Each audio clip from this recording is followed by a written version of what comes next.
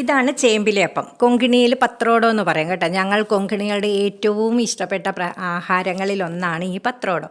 അപ്പോൾ എങ്ങനെയാണ് ചെയ്തതെന്ന് നോക്കാം. കുറേ ചേമ്പിലയൊക്കെ എടുത്ത് ഞാൻ അതിൻ്റെ ഞരമ്പെല്ലാം കൂടെ എടുത്ത് കളഞ്ഞിട്ട് നല്ലതുപോലെ കഴുകി വൃത്തിയാക്കി വെച്ചിട്ടുണ്ട്. ഇനി ആവശ്യമുള്ള സാധനങ്ങൾ 4-5 മണിക്കൂർ കുതിർത്ത പച്ചരിയുടെ കൂടെ ഒരു ഫുള്ള് തേങ്ങ ഇട്ടിട്ടുണ്ട്. പിന്നെ വേണ്ടത് മുളക് പൊടി, മഞ്ഞൾപ്പൊടി, കായപ്പൊടി, ഉപ്പുപൊടി.